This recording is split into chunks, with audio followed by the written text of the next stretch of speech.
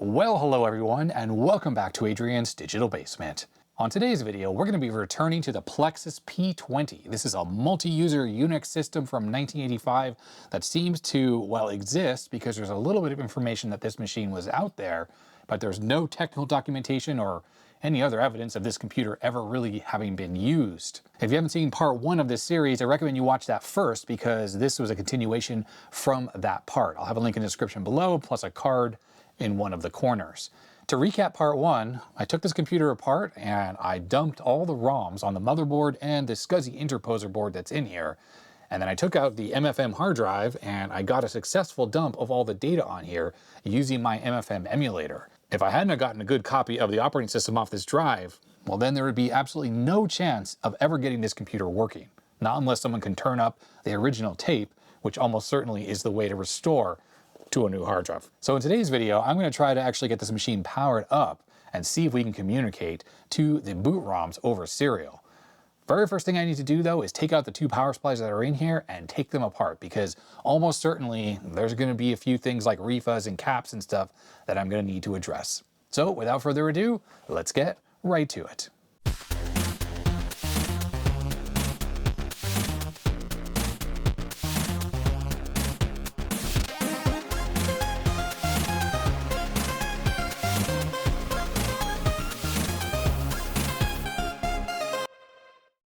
I went ahead and removed both power supplies from this machine. So that gives us a lay of the land of all the cables. And interesting is the main power supply actually powers up the hard drive, the SCSI interposer also powers up the tape drive, and the tape drive, turns out it has an interposer as well. The secondary power supply does just go directly to the card cage, and then oddly enough it has one Molex connector that then goes to the floppy drive. I've gone handheld, so sorry about the shaky camera, but this is the tape drive, and here you can see there's an interposer that goes from the SCSI interface to what looks like a floppy drive cable. So I'm assuming this tape drive is more like the type you would find on an old PC. And I just want to point out there's also a set of MFM cables up here, both a data cable and a drive cable for a second hard drive, though there's nowhere to mount it. All right, so here are the 2 power supplies, and I guess I didn't realize that there was actually a fan in the primary one here. I thought the only thing that was cooling the computer was the large cooling fan on the back. So all the connectors here do have labels, and it says P7 right there. That is the one that was feeding the other power supply. And if we flip this over, there it is, P7, minus 300 volts DC, plus 300 volts DC. Plus a couple signals here that seem to, well, I guess link the 2 power supplies together, so when this one turns on, it turns on this other one. Now it seems that the motherboard does have a soft start feature for this power supply, and that's because that key switch on the front doesn't switch AC mains, it has thin little wires going to it. So I have a feeling this remote turn on is actually what powers this entire power supply up, and then that feeds through into the second power supply through this P7 connector. I love here, it says reset in space put, input. So in case anyone is curious, here is the information on the power supply again. So Data Power Incorporated from Orange County, California. Serial number is that really a 252? Is that how low the serial number is on this thing? November 1985, and I don't know, some numbers there if you want to look them up. And our little secondary power supply has some easy to use connections there. And yes, someone pointed this out in the first video, but I also noticed it. These have these little cables here that actually assist you in removing these from the case. Pretty nice little touch there. And we have Data Power Incorporated as well with a serial number of 136, even lower. Customer number 286-1 from May 3rd, 1985. So why don't we start with this one? We'll open this up and we'll see what we see on the inside. I'm going to be looking for leaky caps and of course things like refuzz. There's not going to be a refa in this one since this runs on DC, but we could still have some bulging or leaking caps, which I will need to address. Also sounds like there's something loose inside of this, so we're going to have to get that out of there. We don't want something to cause a short and cause a little bit of a fire or something. I think those 2 screws is all it takes. Oh, there it is. Little voltage regulator board there, a couple adjustments available on it. Let's see what falls out of this thing. There we go. I think that was my fault when I took the little grounding strap off that fell inside. So I'm just giving this thing a little inspection. I am looking for anything that looks obviously damaged or burned.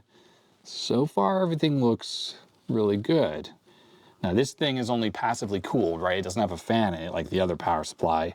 See these flying leads here? These come out of the transformer here, and that's just to enhance the isolation distance between the high voltage and the low voltage side, which is actually probably this side is the high voltage side because this is very close to the input here that comes from the other power supply. So this is a high voltage DC, and this goes into the transformer, and then this is what creates the low voltage DC that this thing generates. Don't really know the voltage rails, but these are two of those Molex type connectors, so 5 volts and 12 volts here. And then that goes to the card cage, which is probably just +5, -5, and +12, -12. We do have a few tantalum caps, these ones right here, so those can go short, but I'm not really seeing anything that looks like it's ready to go. Of course, you never really know with these tantalums, they can just let go at any time, and that will let a little bit of smoke out. Now with these old style switching power supplies, it's really not a good idea to try to power this up without a load. And that's because this thing does not have the best voltage regulation in the world. It's not using like fancy modern ICs like new ones, meaning it just really needs to operate within a narrow range of load, from a minimum load to a maximum load, just to ensure the regulation is working properly. If you run this without a load, what can happen is the output voltage can go too high and actually cause issues, because these output capacitors here have a limit of the voltage, and I'm just trying to see that here. They are Mallory caps. Yeah, these ones are 25 volts here, for instance, and these two large caps here are 16 volt caps. These are probably used for the 5 volt rail, and these are used for the 12 volt rail. But without a load, it's possible we could get more than 16 volts on the 5 volt rail or more than 25 volts on the 12 volt rail, which would be bad for those really high quality Mallory output caps. These are obviously very high quality power supplies, and I don't see any issues looking inside of here. So this thing is probably just going to work properly. Only thing that kind of sucks is that it doesn't look like you can adjust the voltage regulation without taking the cover off, because there are no holes in this cover here to get to those. Now for testing this computer, I'd say it's pretty safe to say that we could power up the main power supply without this one connected. The only thing is, if we do power this up, we definitely need to remember to plug the card cage in, because remember, there is this board installed in here, which just has a ton of power resistors, which oddly has a connector right here to say plug right into this power supply. I wonder if that was how this thing was sold, in that some configurations didn't have this, but actually just had this board sitting inside the case, because there's actually little hold downs in there to hold it, and they plugged the power connector into this. That way all of these power resistors would be in play, because you can notice that this power connector on the back plane looks to be identical to that power connector. All right, now we have the beast power supply here.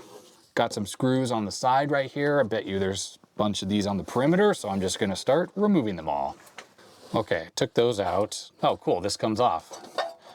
It looks like you can lift this away, and I think there's a connector for the fan. Fan though is 120 volts. That means it's a really noisy thing.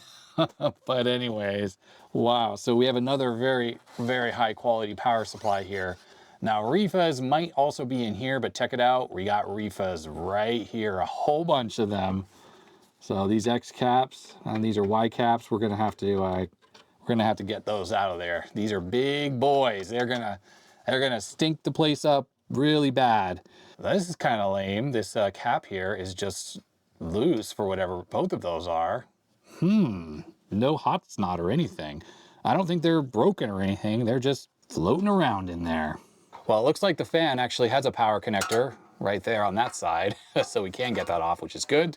Let's see if there's any mains filtering in there. No, okay, there's not. That's just the fuse and the high voltage and stuff like that.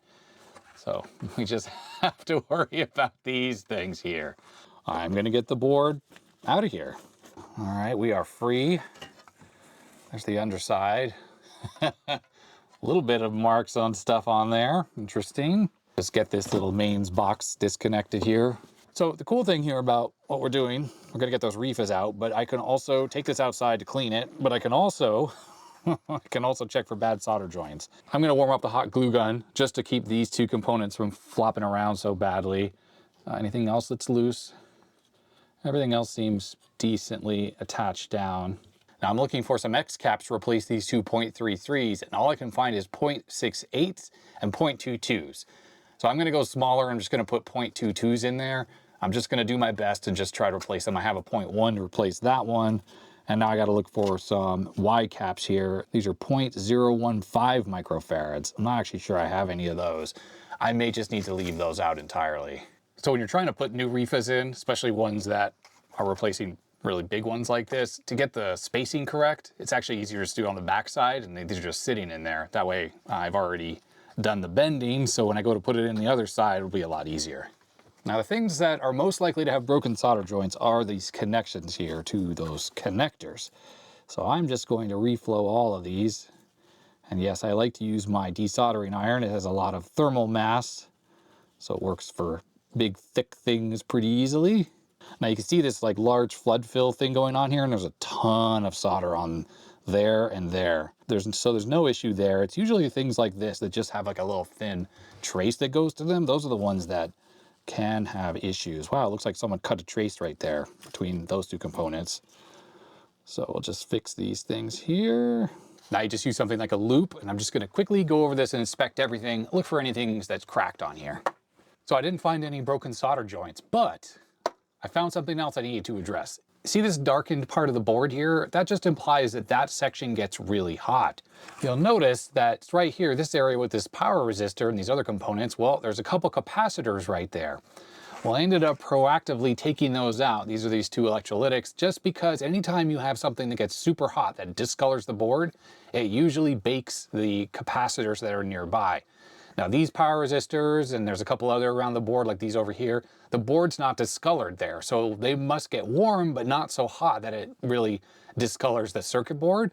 So always pay attention to parts of the board that have discoloration if there are caps nearby. Now, almost certainly these caps are part of the voltage regulation circuit, and without those operating properly, this power supply probably wouldn't even run. Now, of these two caps that I removed, one of them is this 1000 microfarad cap. Take a look at the bottom. So that was no good for sure. Now this one was right next to that large power resistor, but yeah, that leg just sort of fell out, and obviously it's all baked, it's dried out. Now this other cap here, 22 microfarad, 85 volt Nichicon, it doesn't look like it's leaked, but there's pretty much no way that this thing is gonna work properly. Let's see if this little component tester can test this. I bet it's just gonna say open. Oh, okay. No, look at that. ESR is 2 ohms, 31 microfarad, and what was this, a 22, I think. So that cap actually works. I mean, it's not in the best shape, but I think it definitely needed to be replaced. But we can say for sure that this cap here was dead as a doornail. All right, there's not much else to do here. I put in these 0.22s instead of the 0.33s, instead of these large refas here. And then the 0.1 is there, which was in place of the 0.1. And the only thing I didn't replace are these two Y caps here.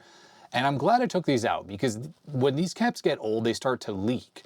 And the problem with these Y caps is they're installed between the earth mains, the entire chassis of the entire computer, and one of these goes to neutral and one of them goes to live. So if this becomes leaky, if you're not plugged into a ground fault interrupter or an RCD type outlet, basically the entire computer would start to become live at mains voltage, and you could totally get a shock. Now, of course, what would happen is if this became leaky down here in the basement, I do have GFCIs or ground fault interrupters, so it would detect that and it would trip the breaker. But taking those out obviously is going to solve that issue.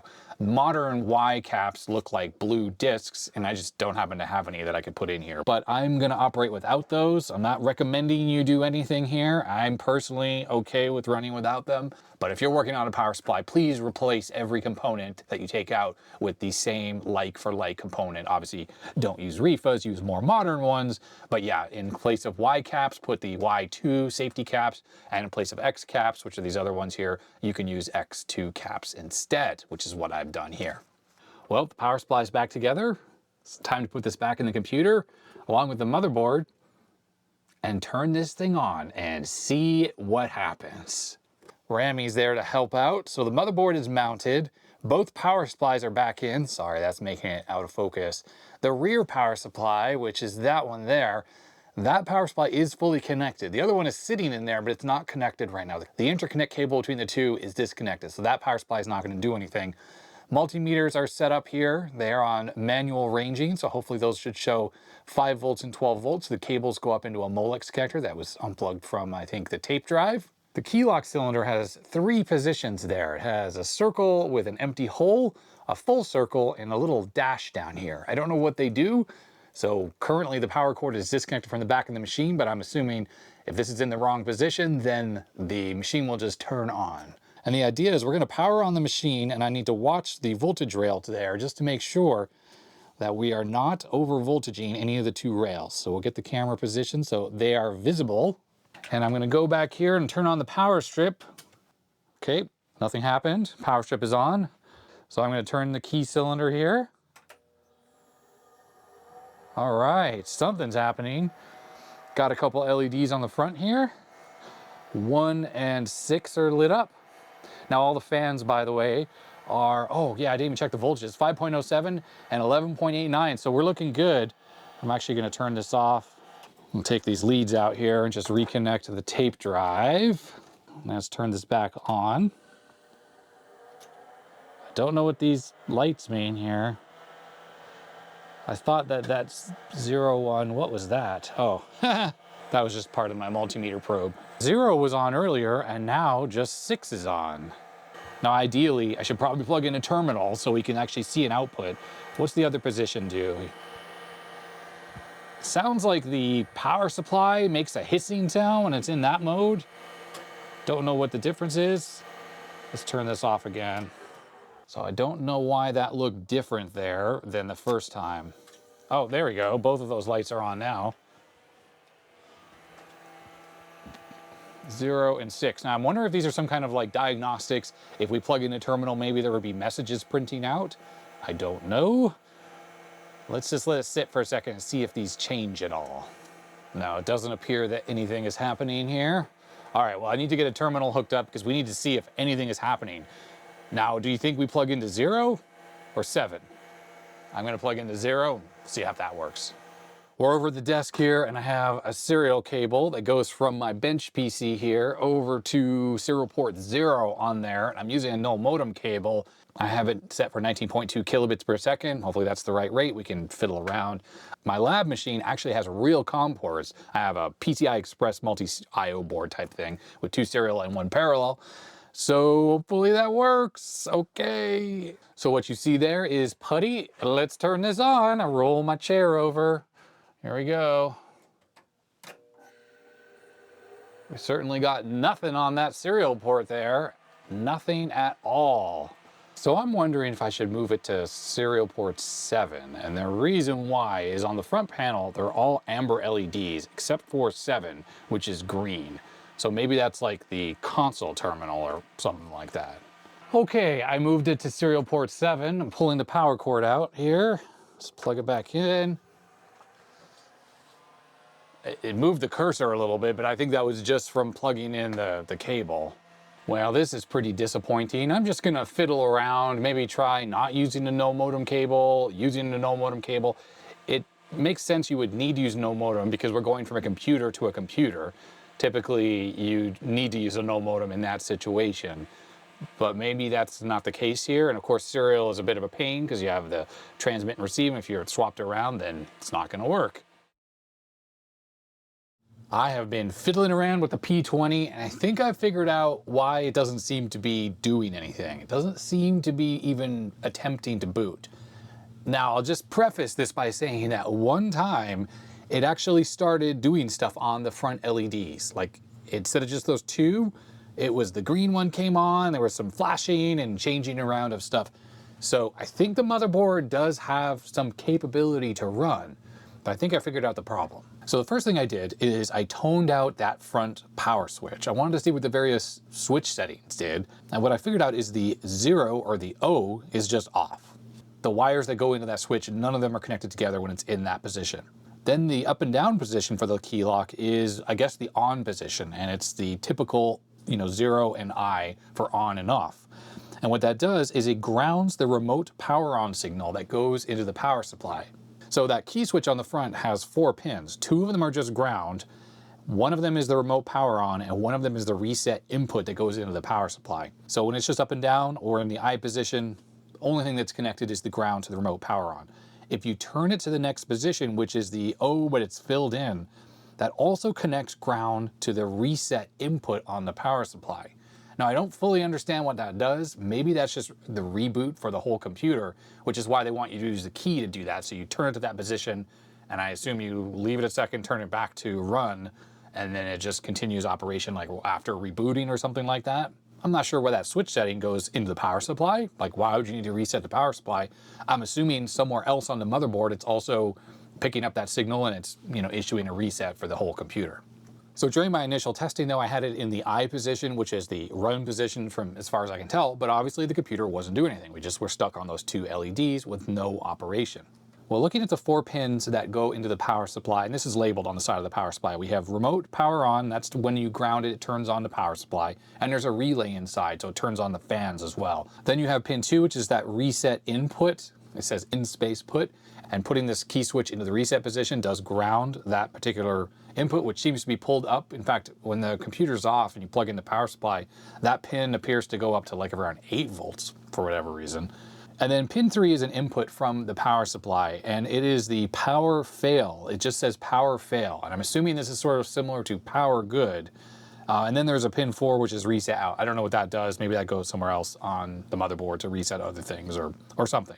So now I have a base understanding of kind of what's going on with the power supply. I started looking at the actual voltage rails, and I noticed when the system was running, the power supply was kind of making like a hissing sound, which isn't super unusual for switch mode power supplies if they're under a lot of load.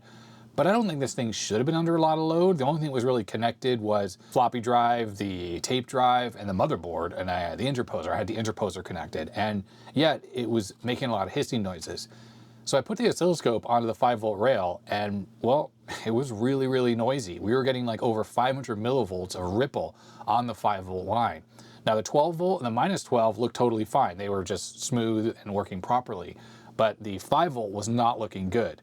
Now that power fail signal also was up at 5 volts or thereabouts. Without schematics, I don't really know if that signal from the power supply should be at 5 volts when everything is working well, or if it should be at ground when everything is working well.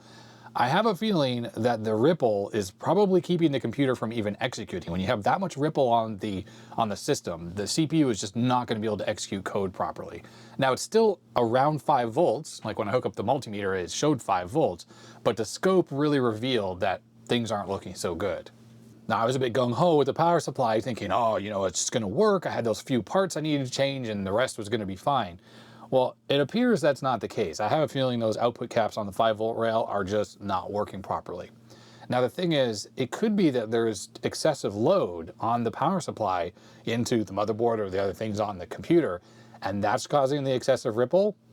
But with the system running, I put my hand around the motherboard and I didn't feel anything getting super hot on there. I mean, the things were getting warm just because it's older electronics, but it wasn't like anything was burning hot. There was no smoke or anything. There were no shorts. I did check for shorts with the tantalums. They were fine as well on the motherboard. So it just feels like the output caps on the main power supply are just no good. I have figured out the problem with the power supply, and it was totally a bonehead move on my part. Let me show you what I found. So here's the power supply, and I've gone ahead and I replaced the output caps. Yes, these small output caps are all that it needs. These are 4700 microfarad at 16 volts, that's 5-volt rail. And these were originally 1500 at 25 volts, and I put 2200 at 25 volts. It doesn't seem like a whole lot of bulk capacitance on the output, but that's how this thing was designed. Oh, and one other side note, I found a couple Y caps here. I actually stole them off another power supply, so I replaced those as well. So everything over here is fully replaced. Anyhow, these are the caps that I took off the board. These smaller ones are Mallory 1500 microfarad, 25 volts. These were on the 12 and the minus 12 volts, and actually those were fine. We'll test those in a second. I don't think those are a problem.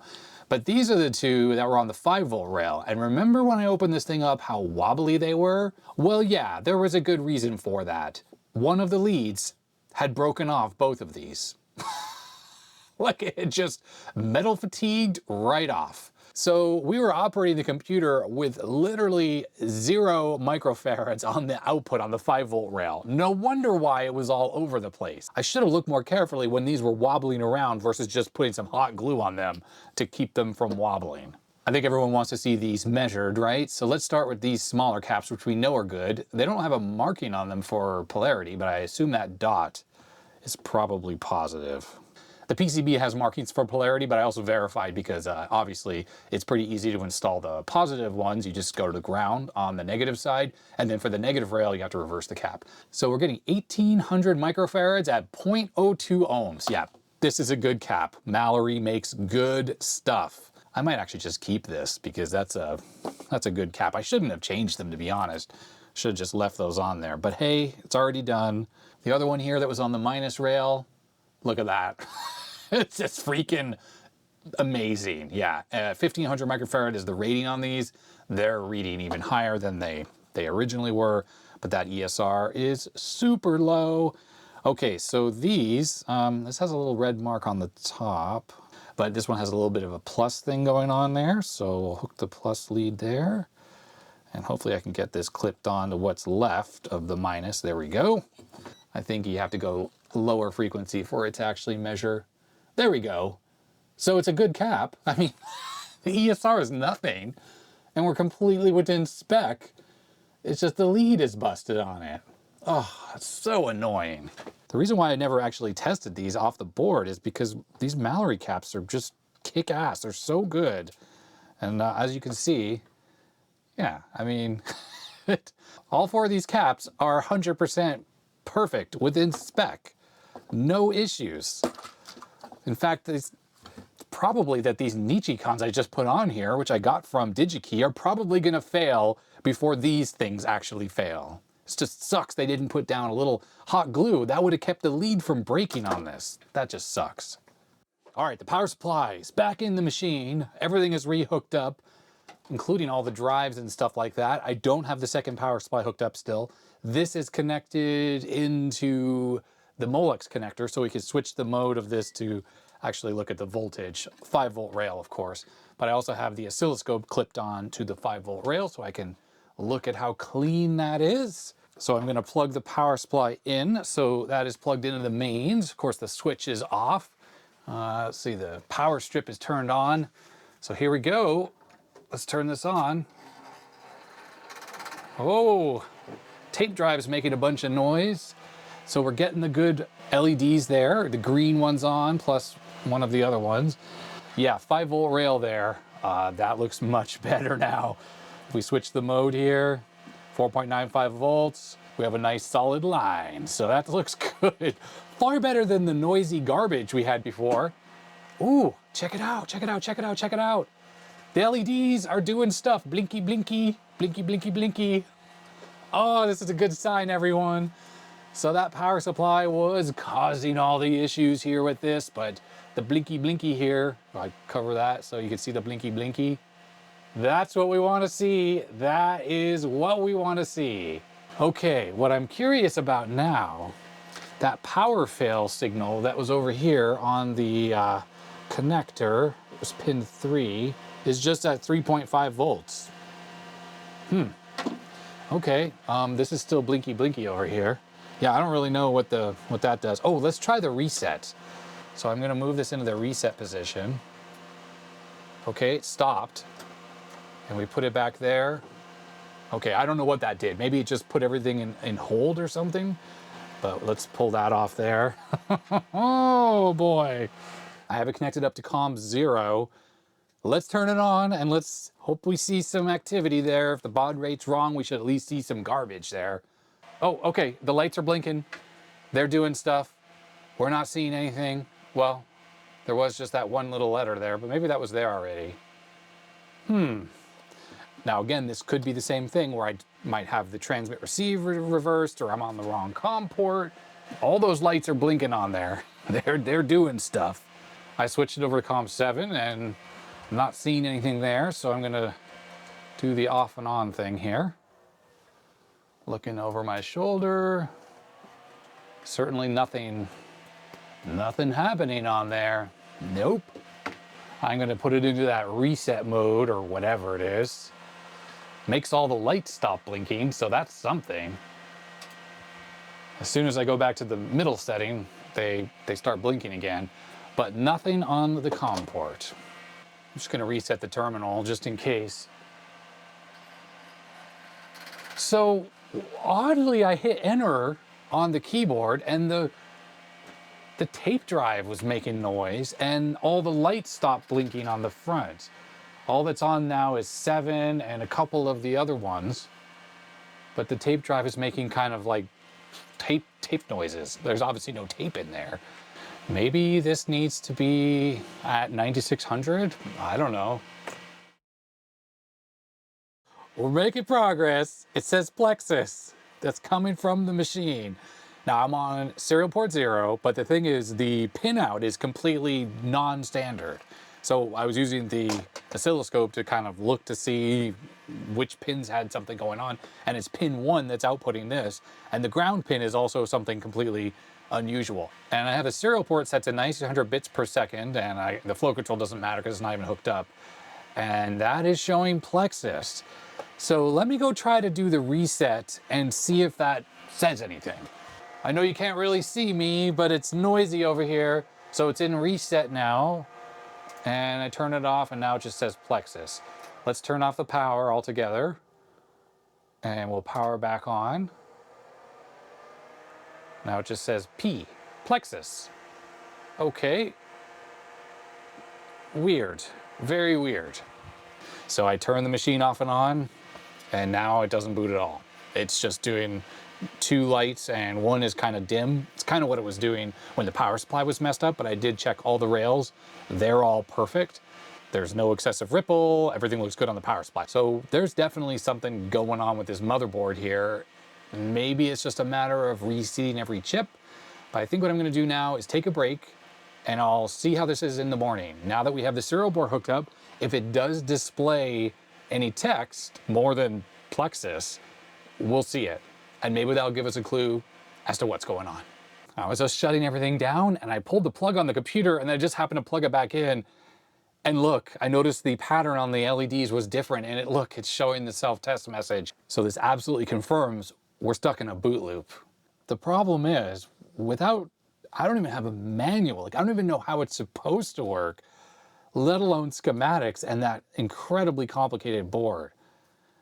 So the only thing I can think to do, and I'll work on this tomorrow obviously, is just take every single socketed chip out, and there are a number that are socketed, and put them all back in with a little Deoxit. And maybe take the memory card off, put that back on.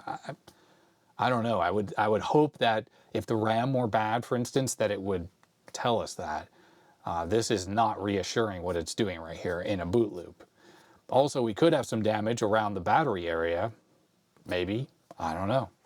Anyhow, this is a problem for me tomorrow. So the fact that it got a little further here means that maybe tomorrow we'll see some more message than just that. Welcome back. We have the broken P20 here.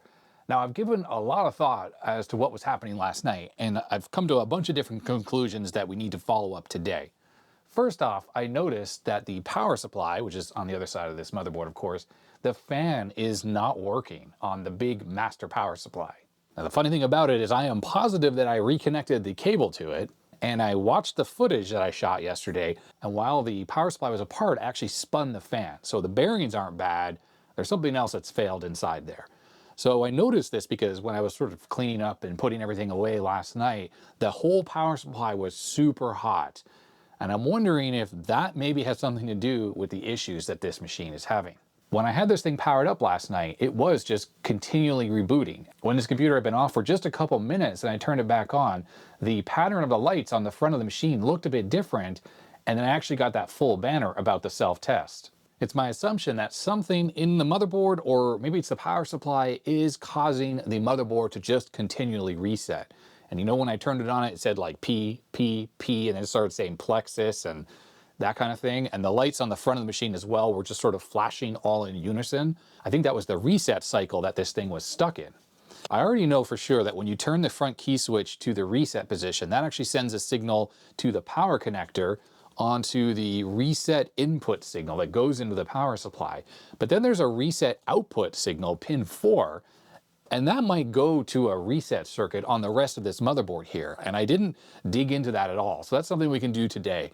If the computer is still stuck in that boot loop, then I think we need to take a look at the reset pin on the Motorola 6810s. That's pin 18 on both of these, and see if that is cycling over and over again. Now, of course, the first thing to check would be that pin 4 on the power supply connector, that reset signal that comes from the power supply, and see if that is cycling as well. It could be that the overheating in the power supply was just simply causing that reset circuit to trigger over and over and over again to keep the computer from operating. I also gave some more thought to the serial port situation. Remember how I said that the pins it was using were non-standard? I think for 9-pin serial, there really is no standard, and what we consider a standard today was something that was commonly used on IBM PCs, so it kind of became a de facto standard, but there really wasn't a standard, and I figured out last night that the pinout for the serial port on this, at least the 9-pin ones, is not the same as on a PC.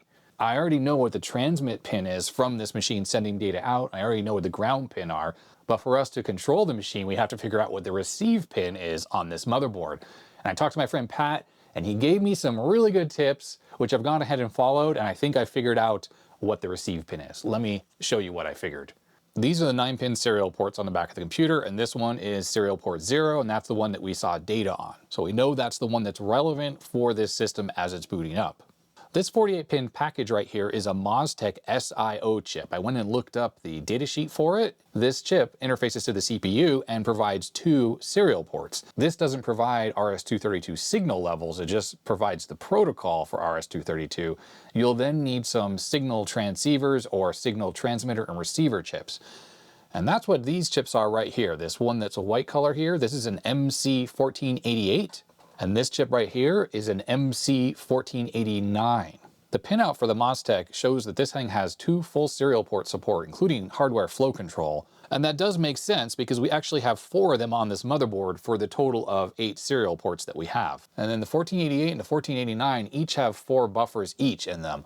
One of them is for sending data over RS-232 at the correct levels, and the other one is for receiving those levels from something that's plugged in externally. Even with 9-pin serial ports like that's used on this thing, you typically have 2 pins for receiving and transmitting, RX and TX, and then you would have 4 or 5 hardware flow control signals with 2 of them going out and 3 of them coming back in. If hardware flow control were fully implemented on these 9-pin ports, you would pretty much need an 88 and an 89 on each one of these serial ports to handle all those flow control signals. But that's actually not what's happening here. It looks like you have 188 and 189 and another 88 and another 89 for all 6 of these 9-pin ports. Down here where there's 25-pin ports, we actually have additional 88s and 89s, and that is making me think that these have actual flow control signals in them, but the 9-pin ones do not. I ended up using my multimeter and going from this serial port 0 here at the top and toning out each one of the pins going to the 88 and the 89. And I was able to ascertain that only transmit is connected to the 1488 on pin 10 and receive is connected to the 1489 on pin 4, and then ground is connected, and that is it. Everything else is not connected. In fact, a couple of these pins are actually cut. Like they're not even there on the 9-pin, but the rest are going to the motherboard, but they don't appear to go anywhere, at least not that I can find. If hardware flow control were implemented like RTS, CTS, then those signals would be going to these buffer chips, but they're not. And I have a feeling for this 1488 transmitter here, it's probably serving all 4 of these ports here for the TX bit, and this one here is doing the RX bit for these, and then that one probably just handles those 2, and the one down here handles those 2 with a couple extra pins that aren't used. I didn't fully tone these out, but the 25 pins do appear to be using standard DB25 RS-232 pinout, where pin 2 and 3 are the transmit and receive pins, for instance. And it does appear that some of the flow control signals are going through to the transmitter and receiver pins. And you could actually figure out which pin is what, like what's going to what flow control pin, by simply looking at the in and out buffer on these chips and then tracing them back to the equivalent MOSTEC chip down here that is handling the serial port. It'd be this one at the bottom probably handling these 2 25-pin connectors. I am super confident that the DE pin 6 is the receive pin, so I can send data into this from my lab computer, and we can actually send commands to this thing. So what I did is I took a couple of these adapters here, which are very handy, I must say, and these are just DE9s here, and I wired them up appropriately. On one end is the IBM PC standard for RS-232 9-pin, and on the other end is the standard that this computer is using. So with this and the no modem cable that I'm using, we should have full control of this computer if it actually boots up. So with all that said, the very first thing I'm going to have to do is take that power supply out for a third time and try to fix the fan. I'm probably just going to replace it with a 12-volt fan and wire that up somewhere into the DC side of the power supply. And then at least that poor power supply won't be overheating. The fan has been replaced. As you can see, this one spins very nicely, but yep, doesn't work. So I put a 12-volt Noctua fan in the computer. That's all I had sitting around. It's a little quiet, maybe not enough airflow. Hopefully it's enough.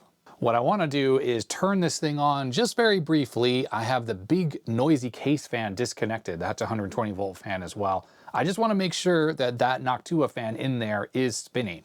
The key switch is currently turned on and the mains is connected, but the power strip is off. So I'm just going to turn on the power strip and I want to listen for a working fan. Yes, we have a working fan. I heard it blowing inside the power supply. So that is good. Hopefully that will keep that power supply nice and cool. All right, with that problem fixed, now it's time to hook the serial cable back up again, turn this thing on, and see if it goes into that reboot loop again. And if it does, grab the multimeter and we'll start probing around on the motherboard, which is why I have the computer turned with the motherboard facing out. All right, we are ready to go. And unlike last time, I decided to use OBS here to actually show you what the lights look like while we can look at the terminal. Everything is all hooked up, including the transmit line. So if this thing does boot, I should be able to actually type here. So we're ready to go. I'm procrastinating a little bit because I just hope it doesn't go into that reboot loop again. I'm gonna roll my chair over here and turn on the power strip. All right, here we go. Okay. Why am I not getting anything out of the COM port though? You can see the lights there.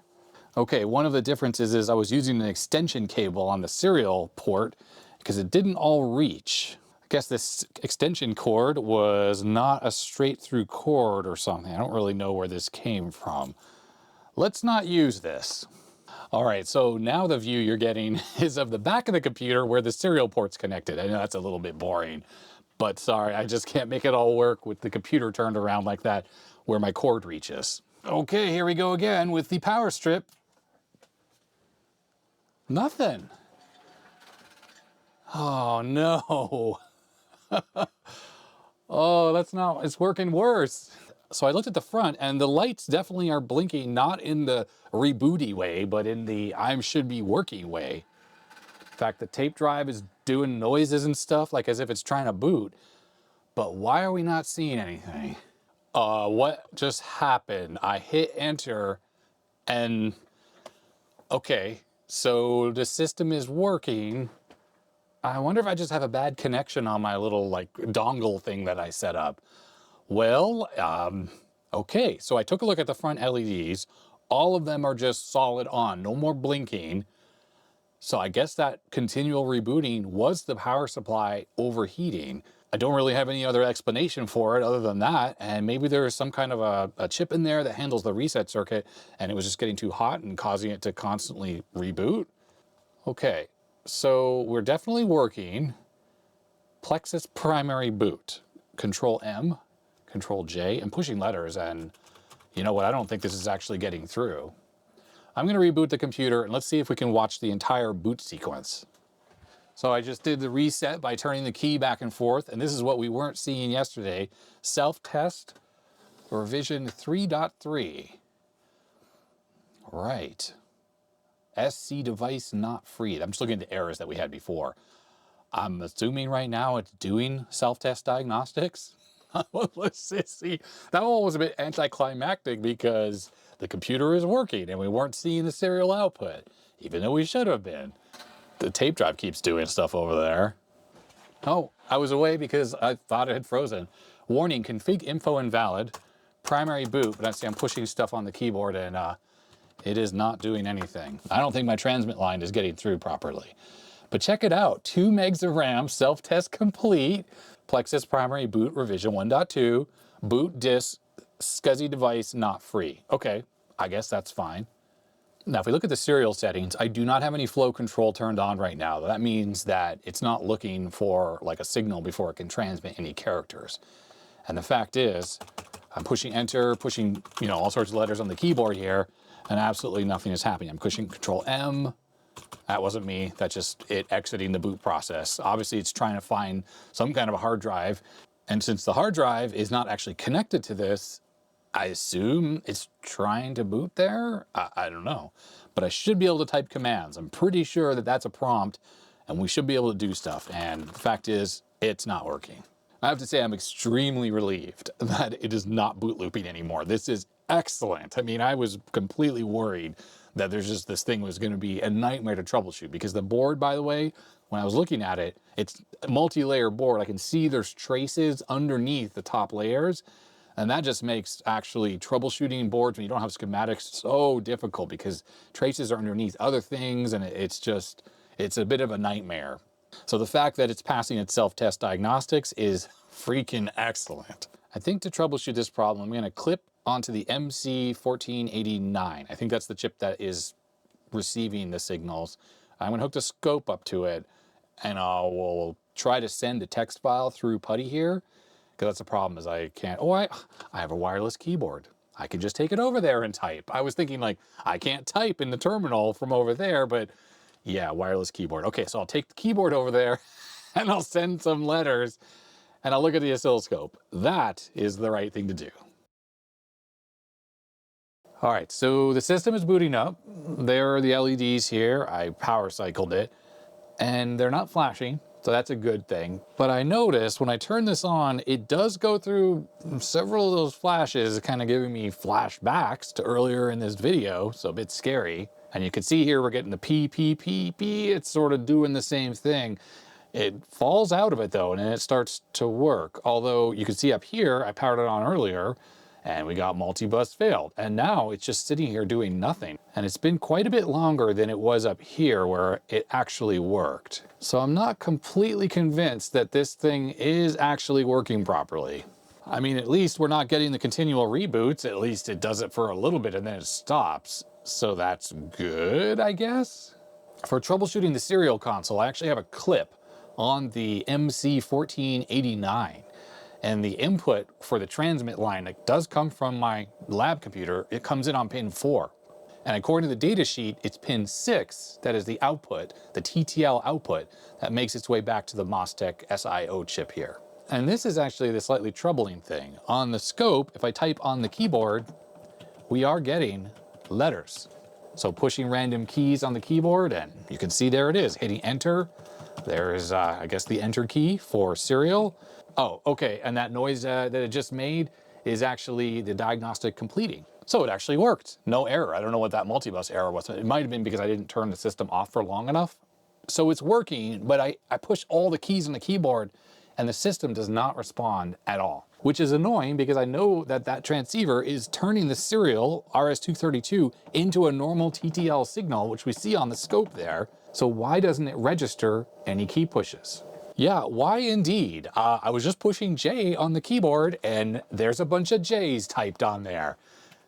Yeah, that is me typing and it is freaking working all of a sudden. What the heck is going on with this thing? I hit the backspace key and it says rub out encountered, error number 127. Right, I am capturing the desktop now so you don't have to look at me recording the screen anymore. So this is a test. I am able to type. Looks like, oh yeah, caps lock, it has lowercase support. Let's try some commands. Help. And that just froze. This is where having the manual would come in so handy. Looks like it tried to load something off the SCSI device. Okay, question mark? Oh no, nothing's gonna work. So last night I was doing a little searching and I found this document here, Plexus System 3 Unix 3.1. The date's a little bit earlier, so I assume as opposed to Unix System 5 Release 2, this is a slightly earlier version. There's a little bit about reloading this operating system, and it does confirm, at least on this particular Plexus, which I think is for the P40, that it does use the tape to actually do the loading. It mentions here that you can run a command called dconfig, which checks block 0 on the disk. And there was one of my patrons who theorized that block 0 is actually where it stores the disk parameters. That was the stuff I talked about in the last part, where the SCSI controller or the interposer needs to be set up with the disk parameters. Well, it's actually stored on block 0, and when the system boots, the ROM will load that parameter table off the sector 0 and then configure the SCSI controller.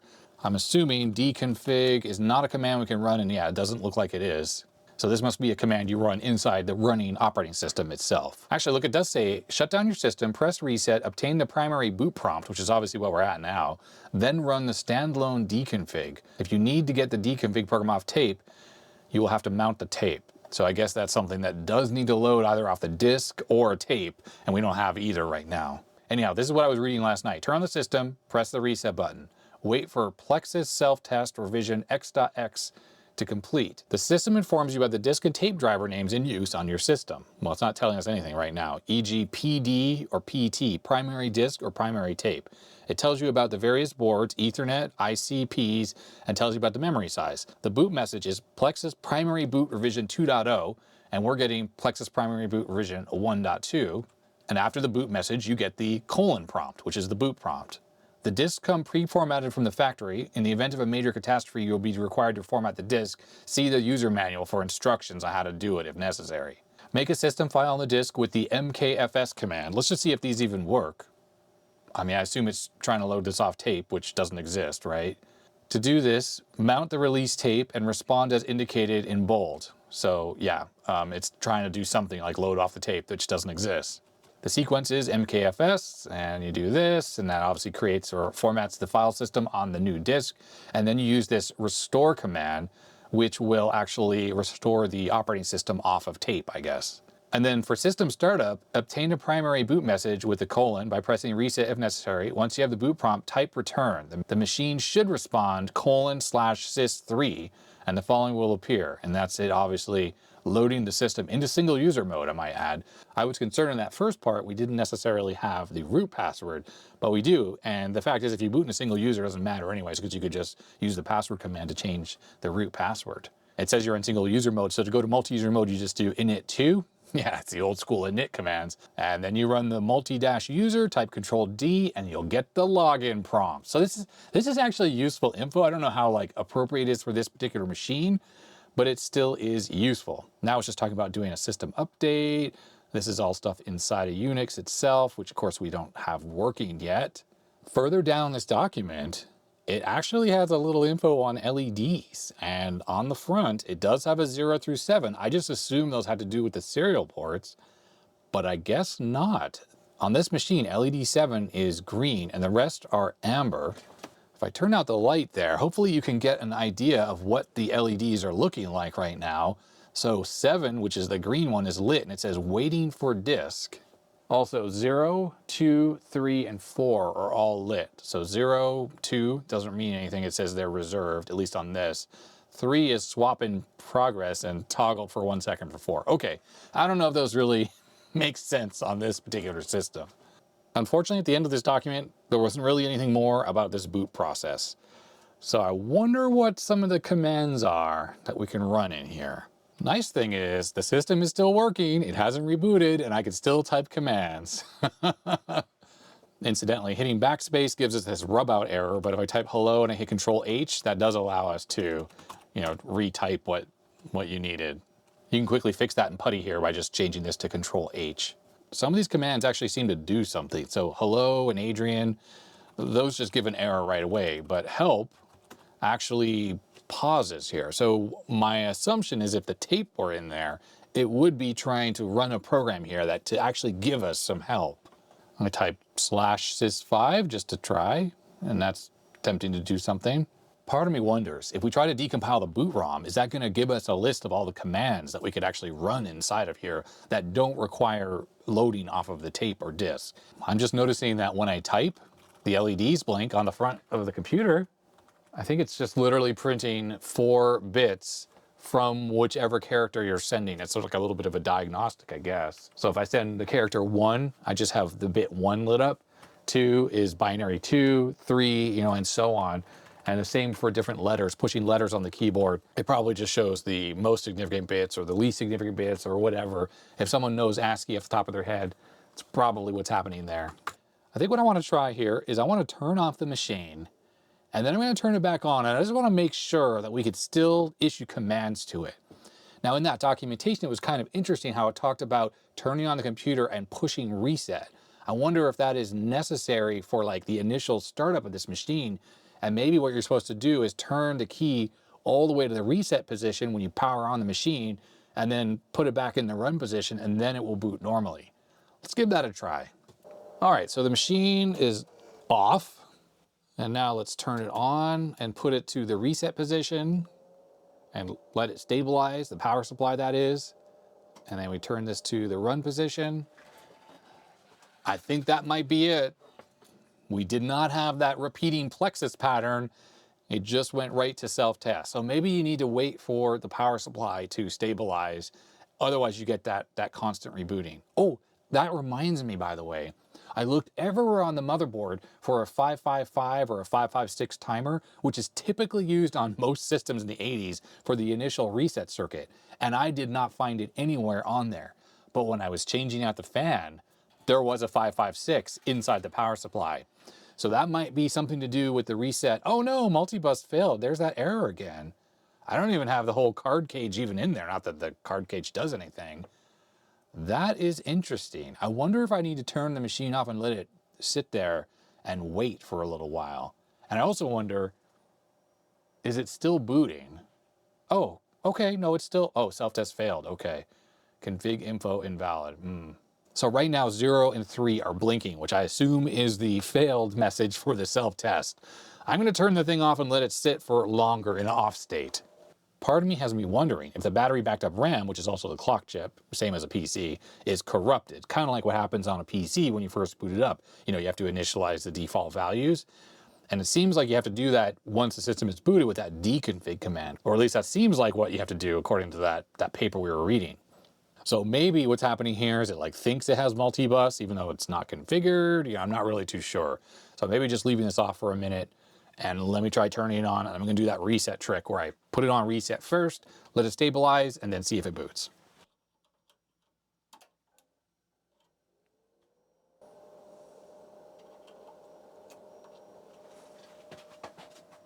No, that looked like it rebooted a couple times, and I see we got Plexus 3 times. So we're not totally out of the woods when it comes to that weird rebooting that's going on. At least it seems a whole lot more stable than it was last night though, before I changed that fan. Oh no! Now it's saying that the main board has failed. I'm gonna fiddle around with this thing a little bit, just see if I can figure out the weird idiosyncrasies of this process. Okay, look at that, self-test complete. So what I did, I just turned it off, waited like 30 seconds, turned it on with the screwdriver here. I went immediately just right to reset, just straight to reset, let it sit there for maybe 10 seconds, switched it back to run, system booted up normally. I didn't get any of that rebooting going on. And can I type? Hello, yes, we can still type. Excellent. So clearly the next logical thing for us to do is hook up the original hard drive or maybe the MFM emulator hooked up to the SCSI interposer and try to actually boot Unix. Before I do that though, I'm gonna have to end this video, and I know that's probably gonna disappoint people because I'm leaving a cliffhanger or whatnot, but I know that there's gonna be a bunch more work to do if the system even does boot, and this video is probably long enough as it is, so I'm gonna leave that for part 3. So I hope you've been enjoying this journey of trying to get this Plexus P20 working. It's kind of cool in a way that we're seeing this boot menu ROM stuff happening. This is a machine that's probably never been captured on the internet ever before. So you're seeing stuff for the first time here that, well, no one else has seen since probably the 80s. Whoever owned these types of computers, like in offices or whatever, used to see this boot menu, but never been documented since. So that's kind of cool. So if you've been enjoying this, I'd appreciate a thumbs up. But if you didn't, you know what to do.